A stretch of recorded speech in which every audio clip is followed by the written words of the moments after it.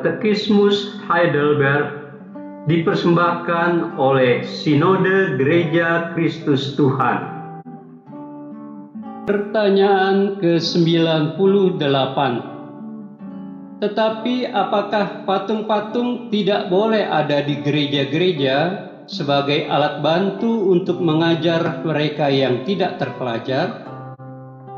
Tidak, karena kita tidak boleh menganggap diri lebih pandai atau bijaksana daripada Allah yang ingin umatnya dididik dengan firman-Nya yang hidup. Bandingkan Roma 10 ayat 14, 15, dan 17, 2 Timotius 3 ayat 16 dan 17, dan 2 Petrus 1 ayat 19. Hari ke-242.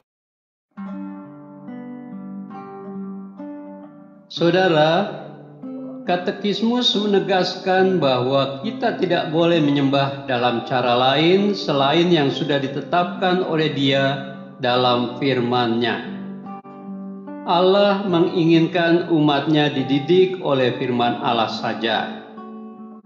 Seorang muda menceritakan kepenatan hatinya soal ibadah di gerejanya dan soal ibadah yang membawa perubahan dalam hidupnya. Dia menyatakan bahwa ibadah di gereja A sangat menyentuh karena musiknya sangat menyentuh dirinya. Satu hal yang harus diingat di sini adalah bahwa musik tidak sama dengan ibadah. Musik adalah bagian dari ibadah. Bahkan Katekismus mendorong bahwa Allah menginginkan umatnya dididik dengan firman yang hidup, bukan dengan musik. Pemuda itu juga mengkritik soal khotbah dan menuntut agar dia diberi makan. Makanan itu bisa membuat dia terhibur, tertawa, dan menangis. Katekismus justru menekankan sebaliknya, bahwa dididik dalam firman adalah bukan soal itu, melainkan soal mau diajar melalui firman apapun keadaannya. Saudara, perintah kedua menegaskan bahwa kita harus menyembah Allah dalam roh dan kebenaran. Apa yang orang cari hari ini ketika mereka pergi ke gereja sebagai church shopping? Mereka umumnya adalah orang yang mencari gereja tempat mereka disambut dan dihargai. Kebutuhan mereka dipenuhi. Mereka menikmati musiknya. Mereka suka hamba Tuhannya, dan semua daftar keinginan-keinginan mereka terpuaskan. Justru pendekatan ini adalah salah. Pendekatan ini mengira bahwa gereja dan ibadahnya harus dirancang sesuai dengan keinginan jemaat. Jemaat adalah para pelanggan gereja. Saudara, gereja menjadi semacam toko atau mall tempat para pelanggan datang berkunjung. Saudara, jika kita berharap demikian, maka sebenarnya kita tidak lagi menyikapi gereja sebagai rumah tinggal bagi kita. Kita membuat gereja seperti klub dan bukan keluarga, tempat keanggotaan kita sebatas untuk mencapai kesenangan.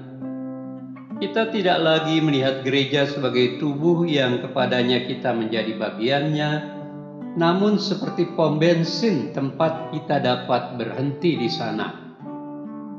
Saudara, ketika kita beribadah di gereja, kita seharusnya tidak memilih apa yang kelihatannya baik bagi kita, apa yang melayani kebutuhan dan memenuhi harapan kita. Justru sebaliknya, kita mau belajar bagaimana Allah memerintah kebutuhan dan keinginan diri kita pribadi dan belajar menaklukkannya kepada Dia. Saudara, keanggotaan gereja bukanlah soal kesukaan, meskipun harus disadari bahwa manfaat, penghiburan, dan pertumbuhan rohani merupakan faktor penting untuk dipertimbangkan. Semua itu bukanlah yang paling penting. Yang terpenting adalah apakah gereja menyembah Allah sesuai dengan firman-Nya.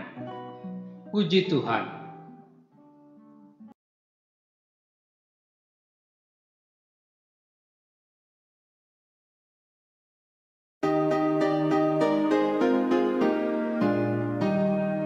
When upon life's billows you are tempest-tossed, when you are discouraged thinking all is lost, count your many blessings, name one by one, and it will surprise you what the Lord has done. Count your blessings, name them one by one. Count your blessings, see what God has done. Count your blessings, name them one by one, and it will surprise you what the Lord has done. Are you ever burdened with a load of care? Does the cross seem heavy you are called to bear? Count your many blessings, every doubt with fly, and you will keep singing as the days go by. Count your blessings, name them one by one. Count your blessings, see what God has done. Count your blessings, name them one by one, and it will surprise you what the Lord has done. So amid the conflict, whether great or small, do not be disheartened, God is over all. Count your many blessings, angels will attend, help and comfort give you to your journey's end. Count your blessings, name them one by one. Count your blessings, see what God has done. Count your blessings, name them one by one, and it will surprise you what the Lord has done.